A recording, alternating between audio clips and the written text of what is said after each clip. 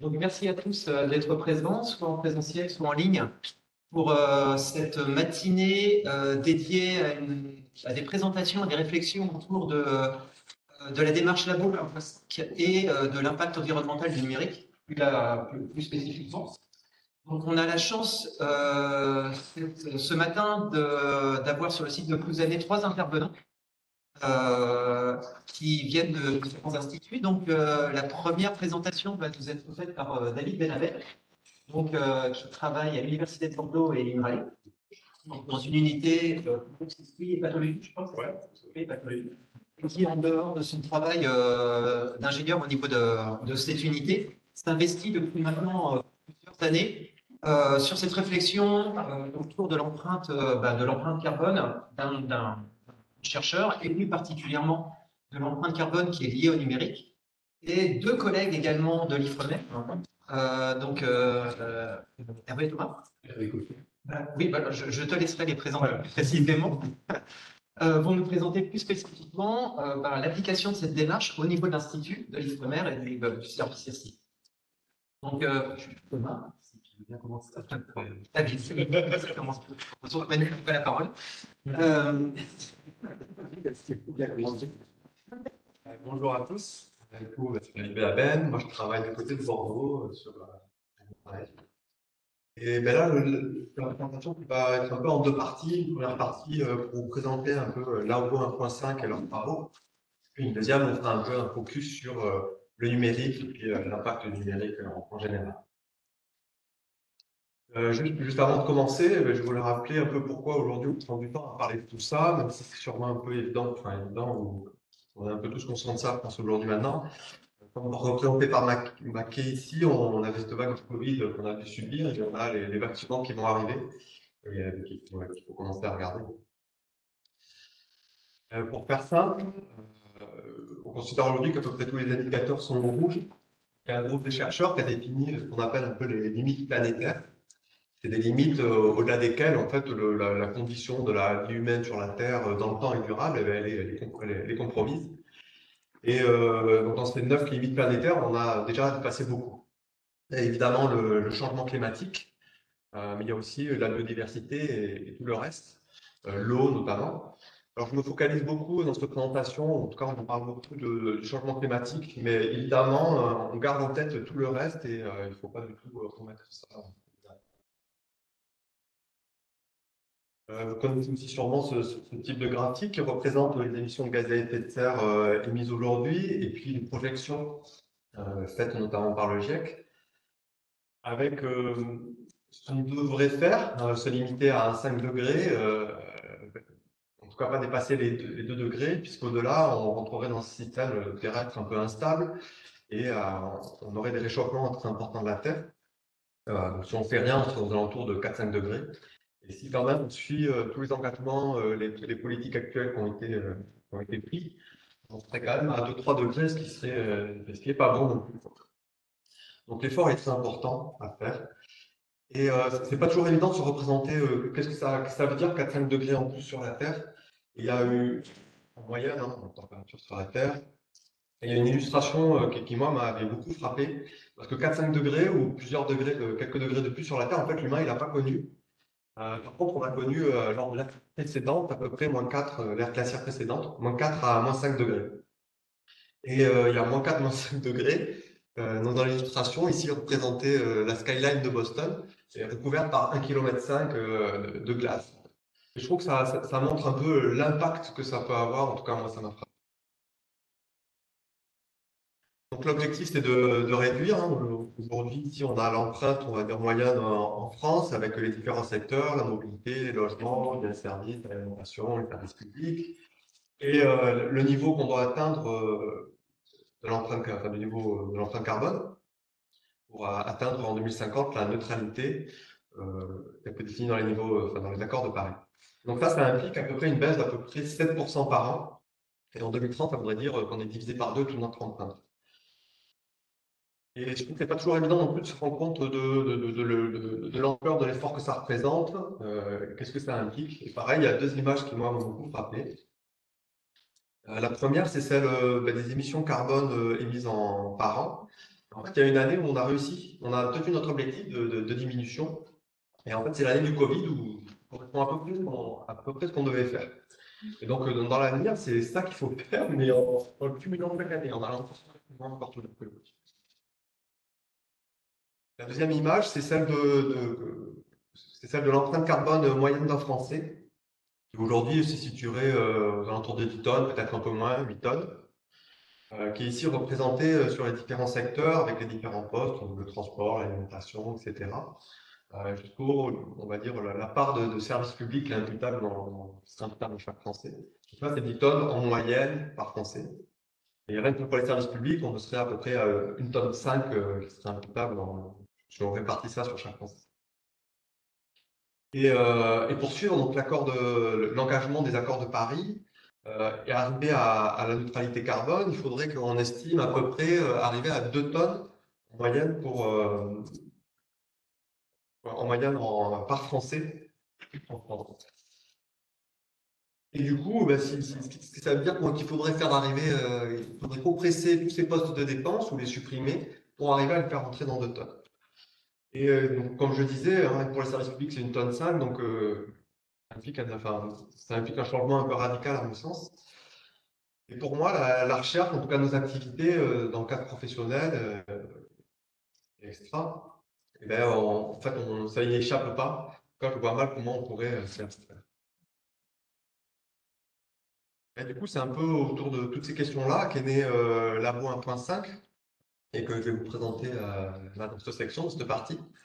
Vraiment dans l'idée, dans ce collectif-là, de mieux comprendre quel est l'impact de la recherche, en France et de réduire, évidemment, l'objectif, c'est pas juste de mesurer, c'est aussi de réduire.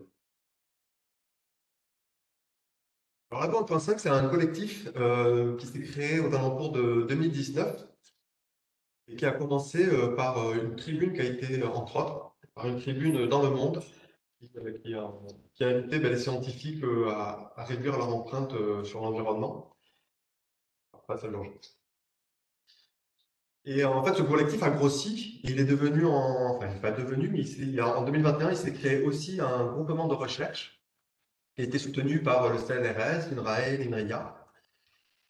Et ce groupement de recherche, donc, il a une équipe de coordination, un conseil scientifique, et puis il y a plusieurs équipes, plusieurs groupes de travail qui vont réfléchir par exemple à l'empreinte, donc comment on mesure l'empreinte carbone de nos activités, le spectromètre de masse, de l'achat d'un gant de nitrile, ou même du café qu'on a eu ici en salle.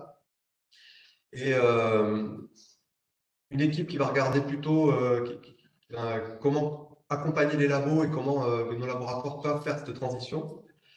Une équipe qui va s'occuper de l'enseignement, une autre de la partie plutôt communication technique et des outils. Donc, ce GDR, c'est presque aujourd'hui 250 membres, donc pas à plein de temps.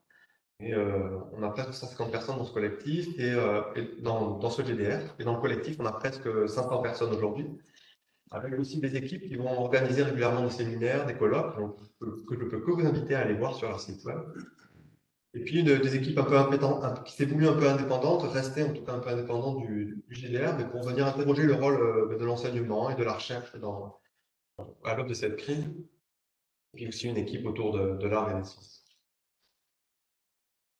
Alors, comme je le disais, une part importante de Labo 1.5, ça a été de mettre en place et de fournir des outils, et notamment un des outils qui est cœur, qui est GES 1.5, dont l'objectif c'est de calculer l'empreinte carbone d'un laboratoire. Donc c'est un outil qui se veut, enfin, qui est open source, qui est gratuit, et qui a été vraiment fait par et pour les gens de la communauté de la recherche, enfin, de nos instituts, etc. Puisqu'il va être très adapté à notre problématique en général, il va nous faciliter la vie pour renseigner en fait, tout ce qu'il faut dans un bilan carbone. Aujourd'hui, il est assez largement utilisé parce que le produit sans laboratoire et qu'il est toujours en développement, hein, c'est un développement actif depuis plusieurs années. Alors l'outil, c'est un site web, GES 1.5, qui va présenter un peu toute la méthodologie de comment on fait justement une empreinte carbone, quels ont été les choix qui ont été faits, quelles ont été les hypothèses posées. Et puis après, quand on s'inscrit quand on veut faire son bilan, et ben on va rentrer chaque poste de son laboratoire. la rentrée, les bâtiments qu'on occupe, la consommation électrique, le chauffage qu'on utilise, les achats qu'on a réalisés au sein du labo, le matériel informatique, les véhicules de service, tous les déplacements professionnels qu'on va faire ou les déplacements domicile travail. Tout ça à l'aide de formulaires qui normalement nous simplifient un maximum l'enregistrement des informations. Et puis à la fin, du coup, on va avoir un camembert ou un histogramme de notre empreinte carbone et des différents postes euh, de cette empreinte. Il permet aussi de faire un bilan qui est dit réglementaire, c'est-à-dire qu'on peut officiellement présenter, déposer auprès de l'ADEME ou d'autres organismes ce bilan. Donc là, il se veut aussi respecter en fait, la réglementation en vigueur. En tout cas, il propose d'avoir un résultat. Un autre outil qui est beaucoup plus récent, qui a quelques mois maintenant, qui s'appelle, en tout cas qui a été rendu public il y a quelques mois, qui s'appelle Scénario 1.5, qui va permettre en fait, d'évaluer nos actions et la réduction que ça implique. Typiquement, on va avoir un bilan carbone et puis on va essayer de mettre en place des mesures. Alors, ça peut être réduire le chauffage de 1, de 2 degrés, limiter les déplacements en avion, ou les réduire complètement, ou les annuler, essayer peut-être des véhicules de service, de les électrifier, etc., etc. Et du coup, on va pouvoir avoir une espèce d'estimation de la réduction que toutes ces actions ont engagée. Alors, c'est pas du tout fait pour avoir un scénario clé en main de toutes les actions qu'on peut faire, qu'on va faire. C'est pas non plus fait pour classer les mesures parce que ça ne prend en compte que l'empreinte carbone. Il y a évidemment plein d'autres critères. Mais c'est quand même un super outil, je trouve, pour discuter, commencer à avoir un peu une première évaluation des actions de réduction qu'on pourrait faire et pour favoriser le passage à l'action. Il y a plein d'autres choses qui sont faites dans la voie 1.5, notamment toujours dans les outils des simulateurs. Donc, on peut aller sur le site web et puis voir combien fait un Brest-Paris en avion, en train, en voiture. On peut estimer les achats aussi, avoir une espèce d'équivalent carbone de ces achats. Il y a des fiches aussi en travers de Critère 1.5 qui va présenter toute une série d'outils qu'on peut mettre en place dans nos labos, que ce soit des dispositifs pour réduire ou des dispositifs pour sensibiliser. Alors aujourd'hui, comme je le disais, il y a beaucoup de labos qui ont commencé à rentrer leur bilan carbone au travers de cet outil-là. Et du coup, on commence à avoir pas mal de données en fait, sur l'empreinte de la recherche en France. Et c'est un des objectifs de la loi 1.5 aussi, c'est de travailler sur ces données-là, de prendre l'empreinte environnementale de la recherche comme un objet de recherche. Et du coup, au travers de ces premières données qui sont issues, il y a commencé à avoir quelques publications.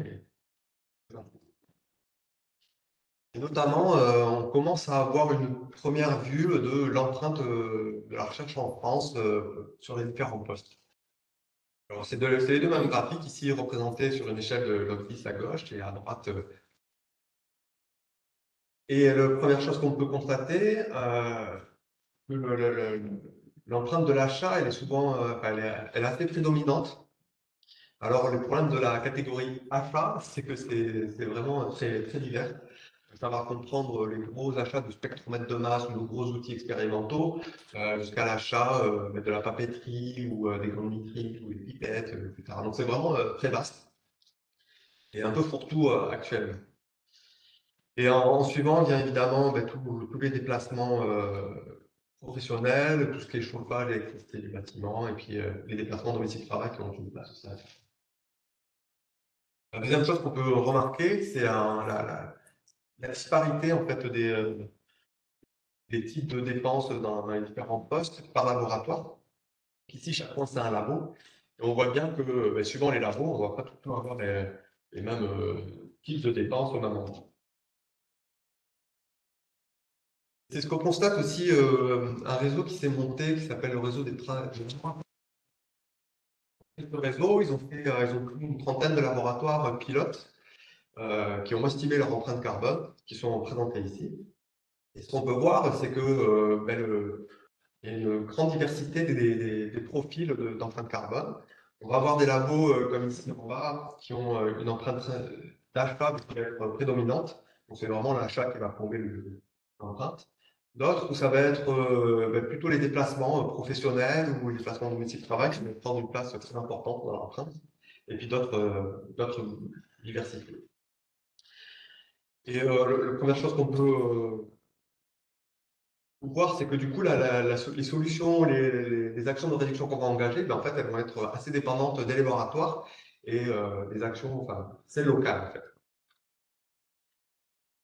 Et le numérique, enfin, nos activités en tant que bioinformaticien ou informaticien, ou biologiste, euh, ben, pour moi, ça échappe pas non plus. C'est-à-dire qu'on va devoir réfléchir justement à comment réduire un peu cette empreinte, et notamment ben, l'empreinte du numérique en général.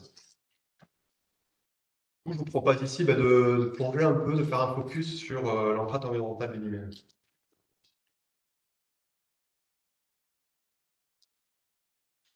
Alors, le numérique, on a l'habitude de le séparer en trois grands tiers. Un premier tiers qui va représenter tous les centres informatiques, les data centers, nos salles informatiques locales, etc. Une autre partie sur les réseaux, 3G, 4G, Wi-Fi, fibre optique, ADSL, toute l'infrastructure de réseau. Et puis une autre partie de terminaux utilisateurs, d'équipements utilisateurs, avec nos PC portables évidemment, nos écrans, nos PC de bureau, etc. Mais ça peut être aussi, ça peut aller bien au-delà. On peut prendre en compte nos équipements personnels, les téléphones, les tablettes, les smartphones, les équipements de bureau de type imprimante, vidéoprojecteurs, nos équipements à la maison, les consoles, les télés, voire même tout ce qu'on appelle un peu les objets connectés en général. Donc là, c'est un vaste monde, mais tous les petits objets, type antennes connectées, même maintenant les voitures, etc., qui embarquent maintenant du numérique. Alors, suivant les études, on n'a pas, du coup, on ne va pas considérer à peu près le même périmètre et la garder en tête. Après, une chose qu'on peut remarquer aussi, c'est qu'on n'est pas tout à fait dans les mêmes ordres de grandeur. Dans les parties informatiques, The Data Center, on va parler de dizaines de millions de serveurs. Et à l'opposé, sur les équipements utilisateurs, on va plutôt parler de dizaines de milliards. Forcément, ça a un impact. On va en parler plus après. Alors, l'empreinte carbone qui serait imputable au numérique dans le monde, ce sera à peu près 2 à 4% des émissions mondiales de gaz à effet de serre. Bon, c'est pas un chiffre qui peut paraître de prime abord important. En fait, c'est vraiment loin d'être négligeable. Et c'est pas du tout, ce serait comparable à peu près au secteur de l'aviation civile, qui est un ordre de grandeur, ou des placements pendulaires, ou peut-être au transport de camions, etc. C'est vraiment pas anecdotique. En France, on serait peut-être un peu en dessous, on serait aux alentours peut-être de 2,5 de 2,5%. Et ce que notait une étude, là, c'était que cette grosse part de l'empreinte, en fait, elle était émise à l'étranger pour la fabrication ou parce qu'on utilisait en fait des data centers qui étaient à l'étranger. Noter, alors je crois que c'est l'ADEME aussi, c'est qu'en fait, ça pourrait aller jusqu'à 10% qui fera la consommation électrique française pourrait être imputable au numérique.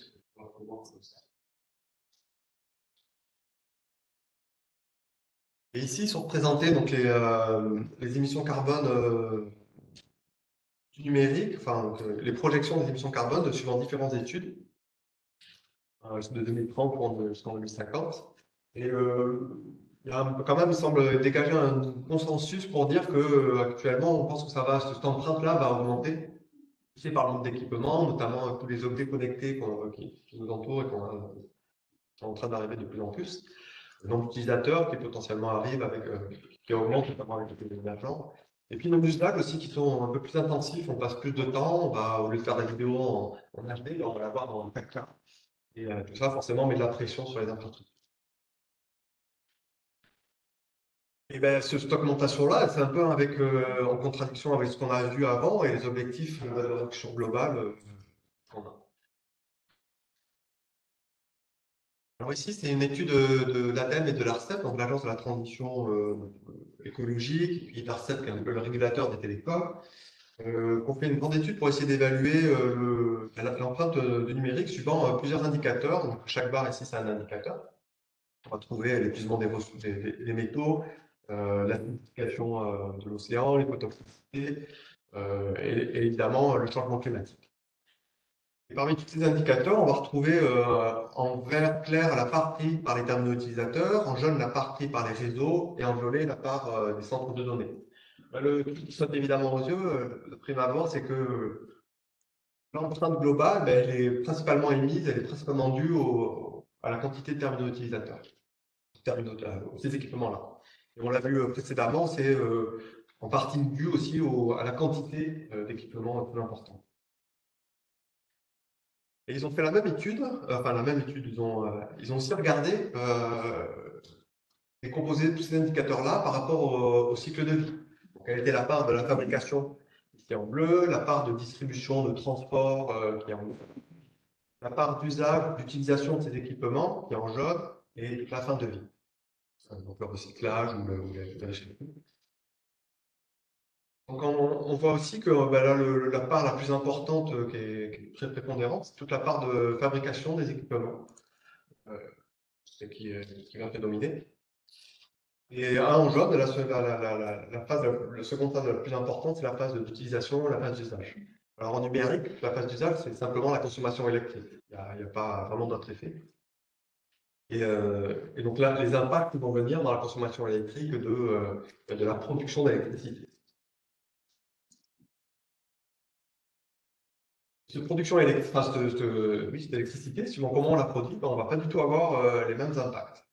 En France, on a l'habitude de dire, donc ici, certes, on représente différents pays suivant l'empreinte équivalent carbone par kilowattheure. Et en France, on a l'habitude de dire qu'on a une électricité peu bas carbone, qui a sûrement d'autres impacts, mais en tout cas qui est relativement bas carbone. On s'en tirait aux alentours de dizaines de grammes équivalent CO2 par kilowattheure. Et si on regarde par rapport aux États-Unis ou en Afrique du Sud, qui font tourner des centrales, normalement centrales à charbon, eh ben, on n'est pas du tout sur les mêmes ordres de grandeur. On va multiplier par 10, on va multiplier par 20, l'empreinte qui est due à cette production d'électricité, et donc à la phase d'usage, de consommation électrique des équipements informatiques. Alors, pour donner un peu quelques ordres de grandeur, et pour un peu fixer les idées, ici j'ai représenté quelques équipements qui nous entourent. Par exemple, un smartphone, un PC portable, un PC de bureau, un écran, des serveurs. Et pour les comparer, j'ai représenté ici l'empreinte carbone moyenne d'un Français qui a à peu près des 10 tonnes.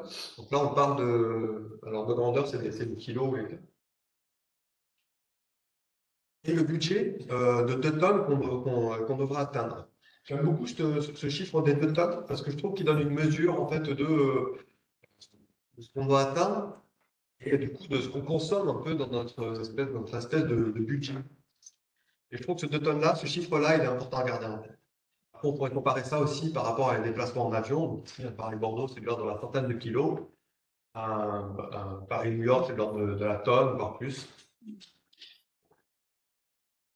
Donc la partie équipement qui nous entoure, donc les smartphones, les PC de bureau, alors, les smartphones, on est en dessous de 100 kg, équivalent CO2.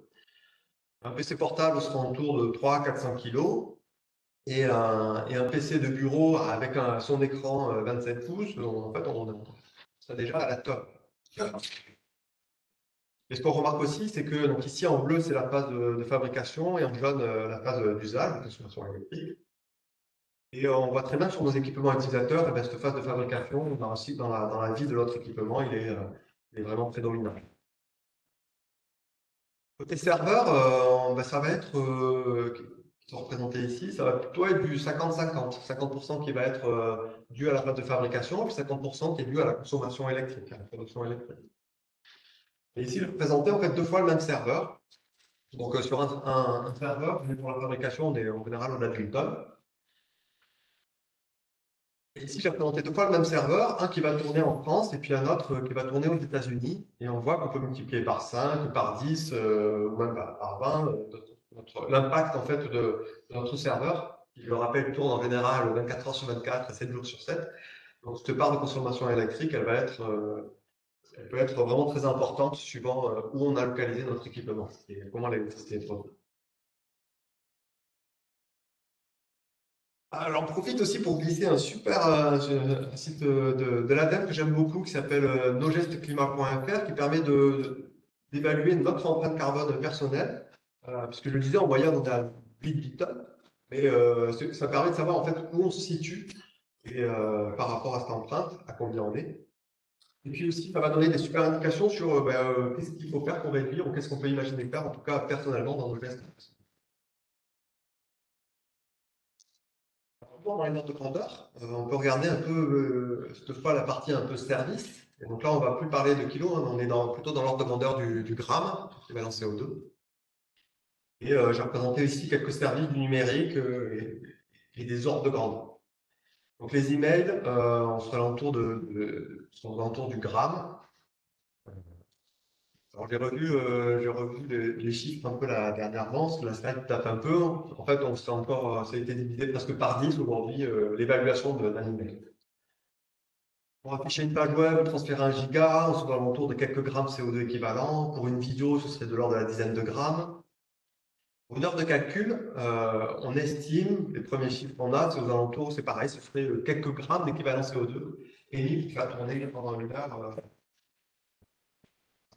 heure sur un cœur, un calcul. Le stockage, on sera aux alentours aussi de la dizaine de grammes. On ne va pas trop m'attarder là-dessus parce que tous ces chiffres, en fait, comme je le disais, là, on a divisé presque par 10. Ils sont très durs à interpréter, en fait. Quel est le facteur d'émission qu'on a utilisé? Quel est le périmètre? Qu'est-ce qu'on a inclus? Qu'est-ce qu'on a exclu? Quel était le taux de duplication? Les hypothèses qui ont été faites? Les durées de vie? Ça peut varier vraiment énormément. Et ça rend aussi l'interprétation très compliquée à mon sens, surtout si on veut comparer des choses entre eux. Ça peut être utile quand on veut comparer deux systèmes de stockage avec la même méthodologie, pourquoi pas. Mais aller au-delà, c'est toujours, il faut prendre ça avec ces chiffres-là avec beaucoup de facettes.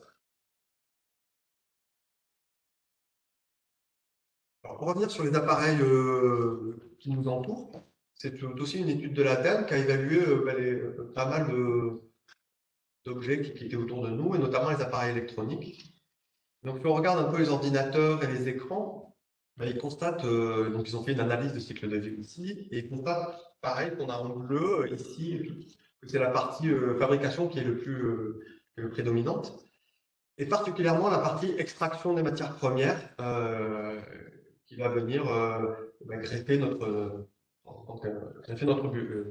plante. Ils ont aussi constaté que dans certains cas, parce que la phase de transport, on l'a vu, on avait tendance un peu à la négliger parce que, enfin, la négliger, elle était assez faible en général.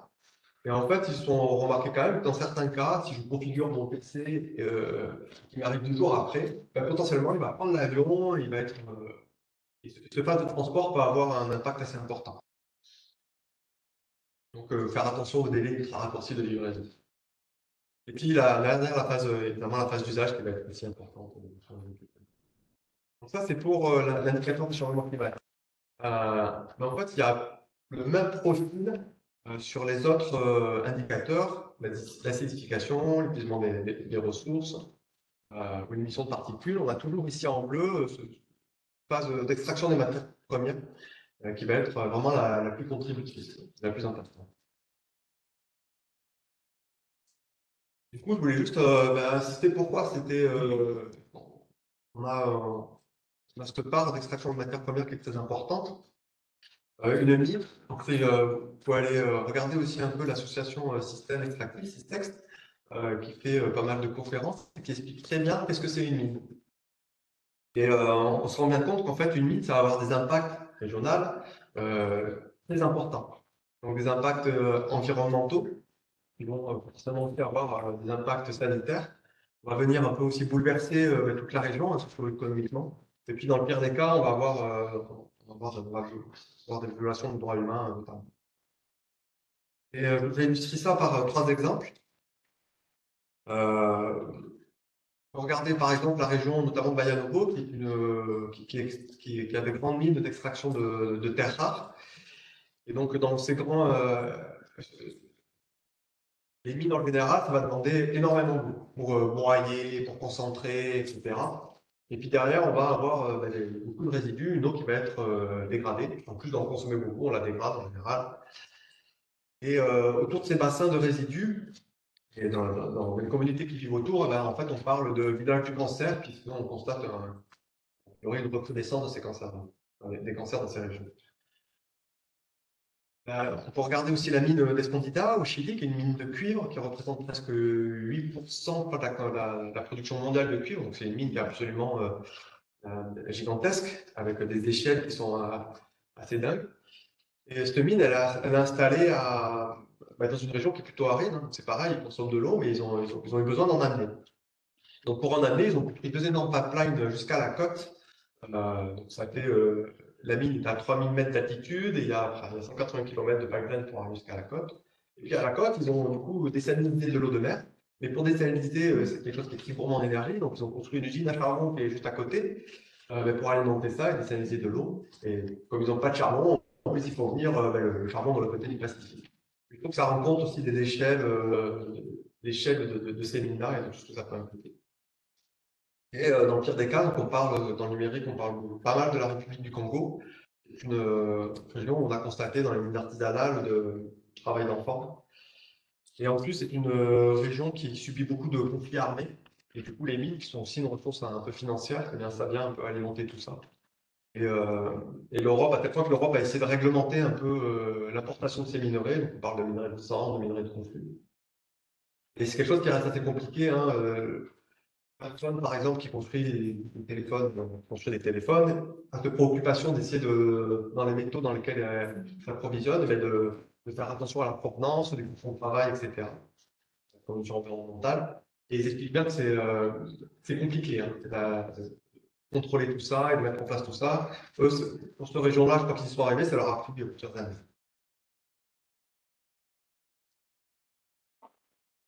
Et du coup, pour moi, on a une espèce de paradoxe, comme dans beaucoup de cas, mais bon, en fait, moi le premier, j'aime les outils numériques, j'aime les équipements numériques, mais on est dans cette espèce de paradoxe où on en veut bien, mais par contre, on ne veut pas les impacts hein, de la production, de l'extraction minière, etc. Où on n'assume pas trop la production. Alors, une façon pour diminuer la pression qu'on met sur l'extraction de ces ressources minières, eh ben, on pourrait évidemment recycler. Donc le recyclage de l'informatique, ça rentre dans une grande catégorie qui s'appelle les DE, les 3E, déchets d'équipements électriques et électroniques. Et pour pouvoir traiter donc, tous ces déchets-là, il faut d'abord les collecter. Et dans le monde, on estime qu'on collecte à peu près 17% de tous ces équipements-là. C'est relativement faible. Heureusement, en Europe, on fait un peu mieux, on est autour de 42%, et en France notamment. Donc de ces déchets qui seraient collectés pour être traités convenablement. Et quand ça part pas dans ces filières-là, ben, on ne sait pas trop ce que ça devient. Donc ça peut être resté dans nos tiroirs, téléphone, ou partir à la poubelle, ou partir dans des décharges, etc. Et dans le pire des cas, ça va être dans des décharges un peu illégales ou du commerce illégal, et ça peut finir dans des immeubles qu'on connaît un peu de décharges à ciel ouvert, où les gens vont venir brûler tous les équipements, pour récupérer le cuivre et le revendre, avec des conditions pour les humains et pour l'environnement qu'on imagine bien. Mais bon, du coup, on collecte quand même une bonne partie, en Europe et en France, ces équipements-là. Et toujours ça, c'est une image de l'association Syntect qui a représenté un peu ce qu'on peut retrouver comme métaux dans un téléphone, dans un smartphone. Et en fait, on se rend compte qu'on a presque tout le tableau des éléments hein, qui vont rentrer dans un téléphone. Et ça, c'est un peu vrai pour tous les équipements en fait, qu'on dit high-tech, où on fait de plus en plus appel à différents éléments. Par contre, on les a pas du tout dans les mêmes ordres de grandeur. Le cobalt ou le cuivre, on va en avoir quelques grammes. Et à contrario, par exemple, l'indium, dans l'écran, ça va être quelques milligrammes. Et ce qu'on commence à sentir, c'est que ça va être, quand on veut recycler ce téléphone-là, ben, ça va commencer à être compliqué de récupérer chaque élément. C'est ce que montre aussi une étude de l'ONU. Donc ici, en bleu, on a les métaux, enfin les éléments qu'on sait bien, qu'on sait à peu près recycler, qu'on arrive à recycler. Et puis en rouge, jaune, orange, là, on a tout ce qu'on ne sait pas faire ou qu'on n'y arrive pas. Alors, soit parce qu'on ne sait pas le faire techniquement, on n'a pas les moyens, soit parce que ça coûte beaucoup trop cher pour le faire. Donc, on voit qu'on a du mal à le collecter, on a du mal à le recycler. Je voulais aussi pointer que ici, on a la consommation d'une ressource naturelle, par exemple de l'extraction de matières premières de métaux, avec une croissance qu'on a à peu près qui est de 3%. On voit qu'on est exponentiel. Et si on arrivait à recycler 73% de la matière qu'on extrayait, donc on n'aurait plus besoin d'en extraire 25%, en fait, on aurait ce type de courbe-là. On a en fait juste retardé un peu de presque 30 ans notre consommation de ressources et la pression qu'on met sur les ressources. Donc, ça me semble indispensable de recycler. Ça me paraît un peu la base, mais il faut aller plus loin, évidemment, moins consommer.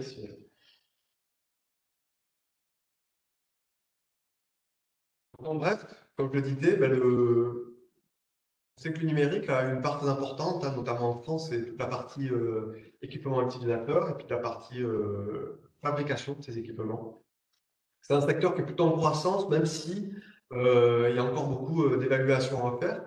Le numérique, c'est un périmètre très complexe, qui évolue beaucoup. On n'a pas toujours toutes les données qu'il faut pour évaluer ce domaine-là. Mais en tout cas, on est à peu près d'accord pour dire qu'il faut limiter nos équipements et limiter nos usages.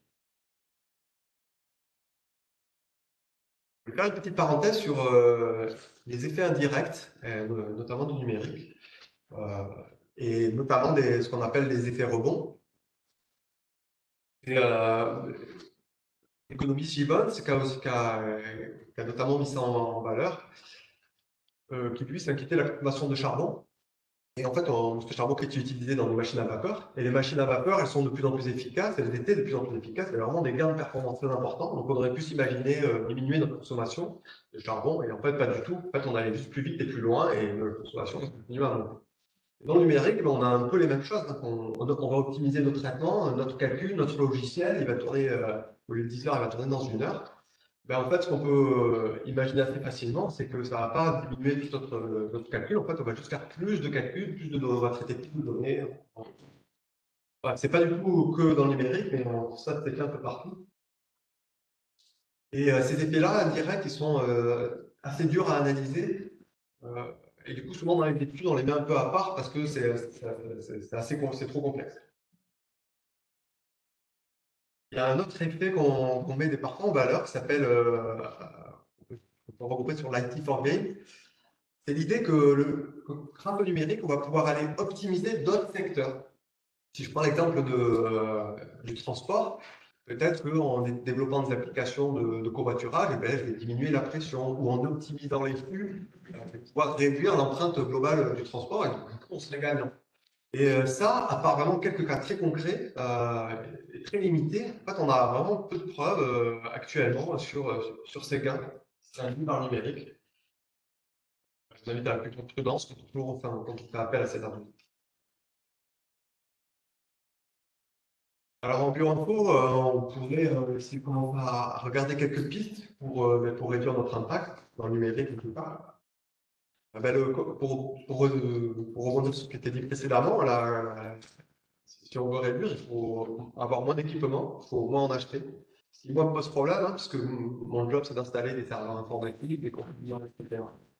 Et du coup, mais le grand enjeu il est là, hein, c'est de moins s'équiper. Alors pour moins s'équiper, ben, ça va être faire durer plus longtemps les équipements qu'on a. Les serveurs, je vais les avoir sous 4, 5, 6 ans, peut-être les faire durer 10 ans. Mutualiser les équipements, si on est obligé d'acheter, ben, essayer peut-être d'acheter d'occasion ou faire attention à ajouter des critères environnementaux dans nos achats. Donc, ça me paraît que c'est important. Et puis, on peut aussi apprécier un peu d'optimiser peut-être tout le travail qui a été fait, notamment sur les données. J'aime beaucoup moi, les principes verts ou le mouvement d'action ouverte. Je pense que ça participe aussi à ça. Euh, Quand on publie nos données, on les documente, on sait tout ce qu'il faut pour qu'elles soient réutilisables, eh bien, on va éviter peut-être des doublons de faire 2 fois les expériences. On va pouvoir aussi augmenter le bénéfice qu'on a qu'à causer de notre expérience, puisqu'on va produire plus de science grâce à ces données.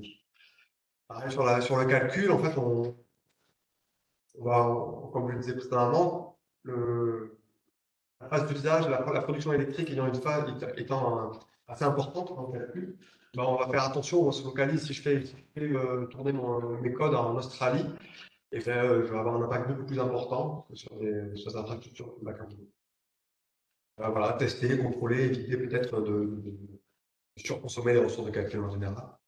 Dans le code, on peut aussi penser à des solutions un peu pour alléger en fait les codes, limiter le nombre de fonctionnalités qu'on peut faire, et puis mesurer, prolonger, faire tenir dans le temps tous nos codes, etc. En fait, il y a une philosophie aussi qui monte de plus en plus, c'est d'essayer d'éco-concevoir nos services numériques, notamment les sites web, pour, pour réduire notre empreinte. Mais plutôt que de faire des grandes listes, je vous invite à aller voir les plaquettes de bonnes pratiques d'éco-conception des services numériques qui a été fait par le réseau Devlog et EcoInfo, qui vont un peu détailler pour chaque du calcul PPU, pour du calcul scientifique, pour les services numériques, qu'est-ce qu'on peut imaginer faire. Et pour rebondir aussi un peu sur ce qu'on disait précédemment, donc il y a une part importante qui est dans nos activités qui est due au numérique. Ici, c'est l'empreinte carbone qui a été faite par une unité à Paris, Maillage, euh, qui fait notamment beaucoup de bioinfo. Et on voit bien que l'informatique, c'est une part de leur empreinte, mais il y a évidemment tout le reste, les déplacements professionnels, le site de travail, des bâtiments, l'électricité, etc. Ça, à mon sens, c'est important de garder ça en tête et de ne pas se limiter au numérique.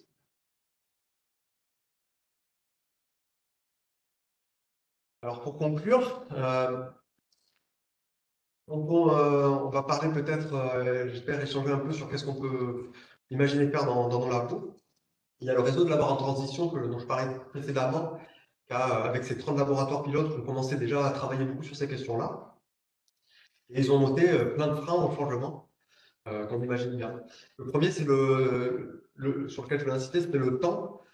Quand on veut se déplacer en train plutôt qu'en avion, eh bien, en fait, souvent, ça va impliquer plus de temps de déplacement. Si je veux arrêter d'utiliser les équipements jetables, peut-être qu'il faut que je les nettoie, mais du coup, ça va demander aussi plus de temps, plus de ressources. Et ça va être un frein important, à mon sens, quand on veut changer nos pratiques. Et en plus, dans la recherche, on n'est pas vraiment évalué à quels efforts tu as fait et quel temps ça a pris beaucoup plus de temps pour améliorer l'empreinte environnementale de ton labo, de tes pratiques. En fait, on n'est pas vraiment évalué là-dessus.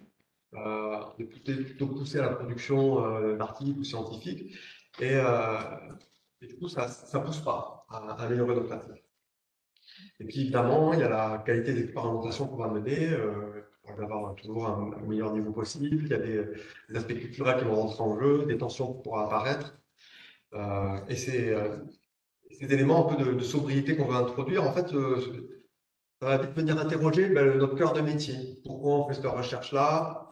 Est-ce qu'il faut vraiment la faire, etc. Et donc évidemment, c'est des choses qui ne sont pas du tout évidentes. Pas du tout évidentes. Donc il y a plein de freins, évidemment, mais pour moi, c'est aussi quelque chose qui peut être un espèce de levier vertueux, parce que du coup, on réinterroge toutes nos pratiques, on vient venir interroger notre fonctionnement à nous, et du coup, ça peut être un motif pour pousser plein de choses qui seraient plus souhaitables, plus souhaitables et plus soutenables.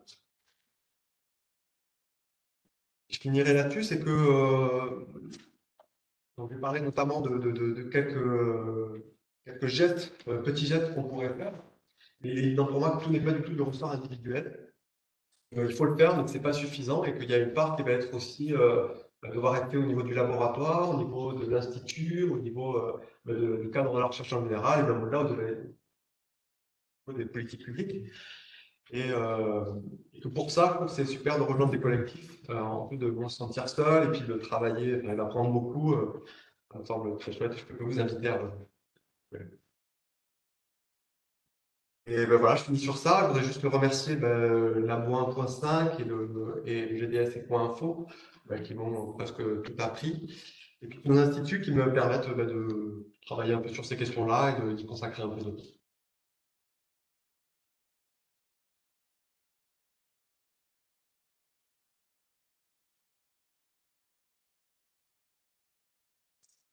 Merci beaucoup. Est-ce que ça amène à quelques questions ou remarques dans la salle? Bien. Merci beaucoup. J'ai juste une question sur. En fait, c'est une question, c'était pour avoir ton avis. En fait, je pense que dans le financement de la recherche, il y a beaucoup d'argent qui soit dédié aux machines, soit. En fait, on a une séparation de l'argent qui est du fonctionnement en fonction de moyens humains et des choses comme ça. est-ce que c'est des réflexions qui sont remontées, notamment peut-être mettre moins d'argent sur le fonctionnement, parce que finalement, si on ne dépense pas cet argent, il est perdu, donc ça nous en quelque part, implicitement, ça nous incite à penser pour doubler des machines, peut-être.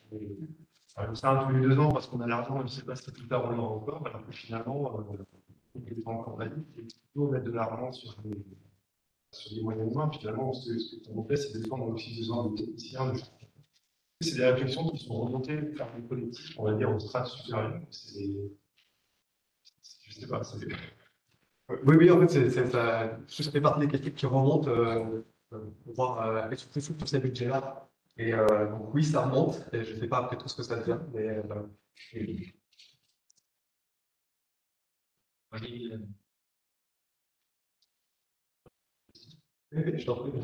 C'est plutôt une remarque, parce que une réponse. Donc, il y a le ministère, le MESRI, donc le MESRI, a mis en place un comité de soutien à l'infrastructure numérique. Et donc, dans ce comité, qui se réunit assez régulièrement, il y a des représentants, il y a des représentations de l'IEP, d'Atafera, de France-Grid, etc. Une quinzaine de personnes. Et dans ce comité de soutien aux infrastructures numériques, il y a aussi un groupe de travail qui travaille sur le soin aux données. Et donc, il y a ce genre de discussion-là et commence à avoir lieu, et notamment sur ce que tu as dit, l'équipement. Il y a un truc un peu paradoxal, en fait, c'est que dans les derniers appels à équipement, on finance l'équipement et on ne fonctionne pas, on ne finance pas le fonctionnement, ni même les coûts d'hébergement de l'équipement, et on ne finance pas non plus le personnel. Donc, on est vraiment confronté à ce genre de truc-là, et on a eu la discussion là-dessus il y a 2 semaines encore. Et c'est pas évident, en fait, parce que le MESRI, dans cette action-là, ils ont l'infrastructure numérique. Ce qu'ils essayent de faire, c'est de tout mettre. Donc, ils ont un projet de rationalisation, déjà qui est bien. Ils disent on est parti de 3000 salles de serveurs de calcul qui sont financées par le ministère via les universités, les établissements et tout.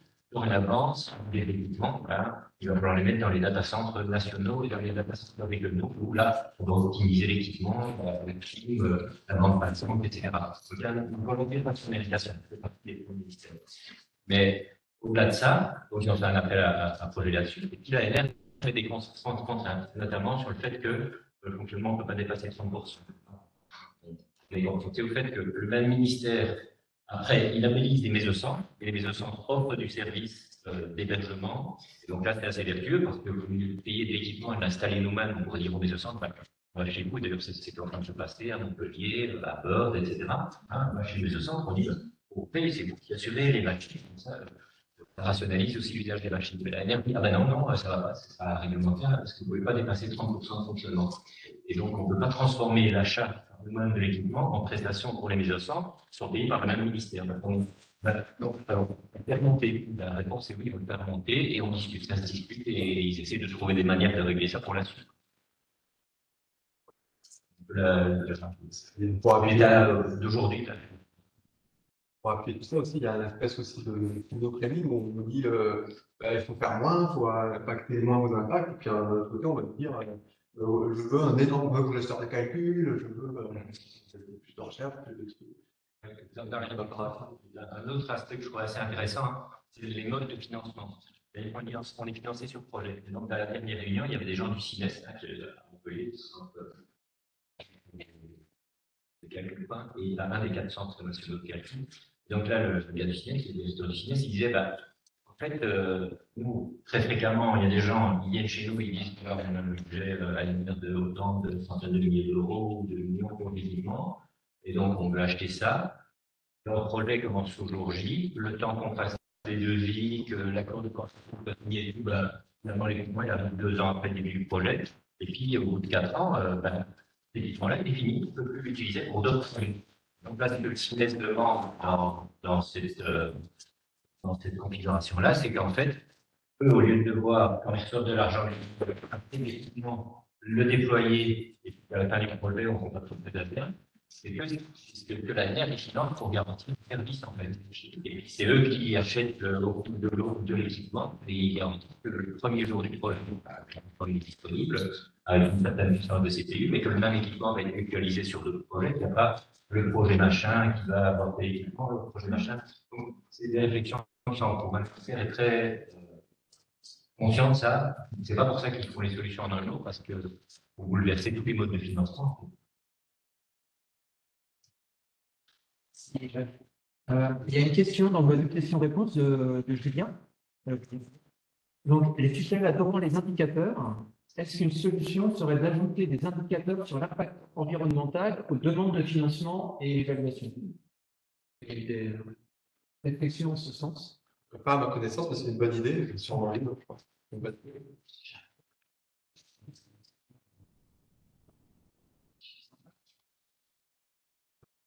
Peut-être qu'il est parlé plus fort dans la salle, je trouve que non, pas d'indicateur à votre connaissance dans la demande. Enfin, pas moi non plus.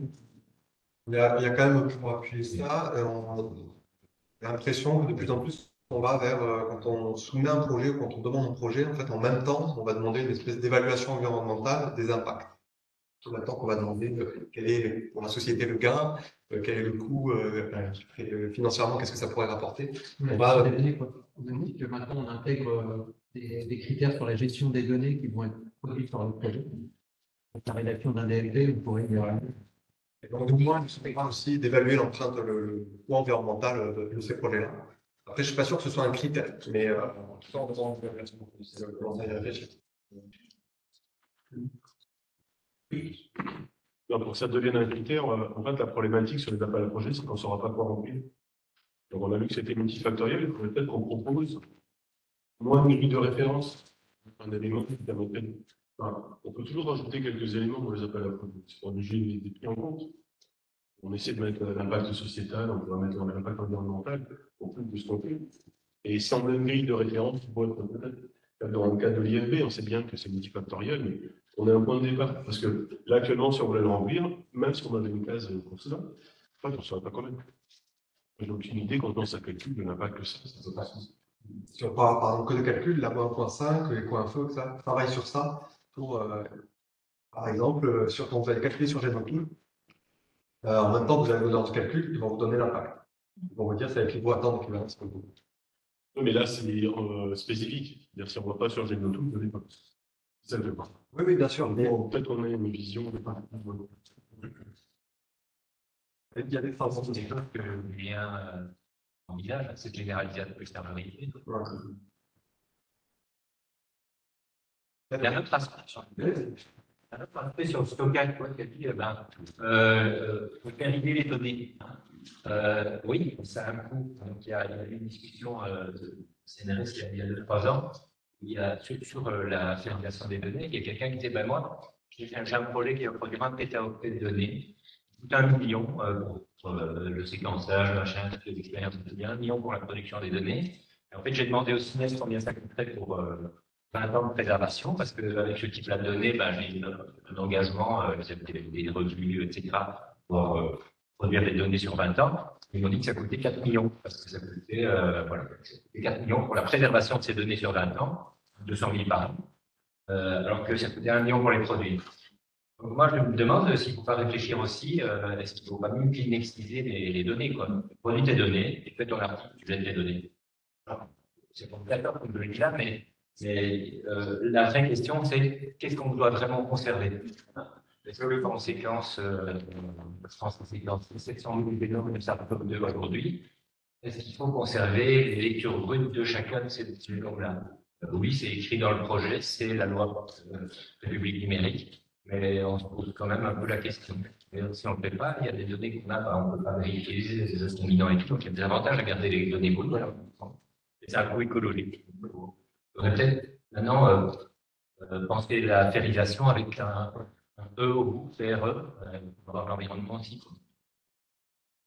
Et pour ce coût écologique, à mon avis, du stockage de la donnée, il faut qu'il est important à évaluer, en tout cas à commencer à intégrer. Il faut aussi mettre en regard avec tous les impacts qu'ont eu la génération de ces données-là, à faire l'expérience, à mon avis. Parce que si c'est quelques grammes, alors que ça va coûter énormément, parce que c'est une campagne en l'air énorme, ça va faire appel à beaucoup d'équipements, il faut le mettre au regard de ça, à mon avis. Très bien. Écoutez, merci beaucoup, en tout cas, David.